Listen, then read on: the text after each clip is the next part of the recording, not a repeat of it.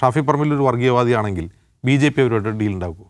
ഒരു മുസ്ലിം വർഗീയ രാഷ്ട്രീയ നേതാവുമായിട്ട് BJP ഡീൽ ഉണ്ടാകുമോ? ഇല്ലല്ലോ. ഉണ്ടോ? അങ്ങനെ ഉണ്ടാവില്ലല്ലോ. അപ്പോൾ മുസ്ലിം ലീഗുമായിട്ടും ഇപ്പോൾ കോലീബി സഖ്യം എന്ന് പറയുന്ന ആ സഖ്യം ഉണ്ടാകും. കാരണം ലീഗ് വർഗീയ പാർട്ടി അല്ല എന്ന് BJPക്ക് ബോധ്യമുള്ളതുകൊണ്ടാണല്ലോ.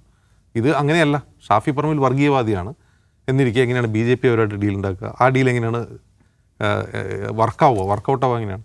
അപ്പോൾ CPMന് ഉൾക്കൊള്ളാൻ കഴിയാത്ത വർഗീയവാദിയാണ് ഷാഫി പറമ്പിലെങ്കിൽ BJP പ്രവർത്തകർക്ക് ഷാഫി പറമ്പിൽ സ്വീകാര്യനാവുമോ? അതിനൊരു ലോജിക്കില്ലല്ലോ. അപ്പോൾ അത് കേവലമായ ഞാൻ മുമ്പ് പറഞ്ഞ ഇലക്ട്രൽ പൊളിറ്റിക്സിലെ തിരിച്ചടി മറികടക്കാൻ വേണ്ടിയുള്ള കേവലമായ ആരോപണം മാത്രമാണ്. ഇപ്പോൾ വടകരയിൽ BJPയിൽ ഉണ്ടായത് എന്താണ് യഥാർത്ഥത്തിൽ? വടകരയിലെ സ്ഥാനാർത്ഥി നിർണയത്തിൽ കോഴിക്കോട് നോർത്ത് ജില്ലാ പ്രസിഡൻ്റായിട്ടുള്ള പ്രഫുൽ കൃഷ്ണ പ്രഫുൽ കൃഷ്ണ സ്വീകരിച്ച നടപടികളിൽ എതിർപ്പുള്ള കുറച്ചധികം ആളുകൾ റബലായിട്ട് മത്സരിക്കാൻ തീരുമാനിച്ചു. അതിലൊരാളുടെ പത്രിക തള്ളിപ്പോയി, ഒരാൾ പിൻവലിഞ്ഞു.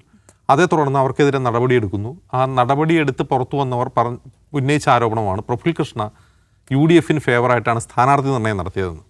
UDFന് ഫേവറായിട്ട് സ്ഥാനാർത്ഥി നിർണ്ണയം നടത്തിയതാണ് അവരുടെ ആരോപണം.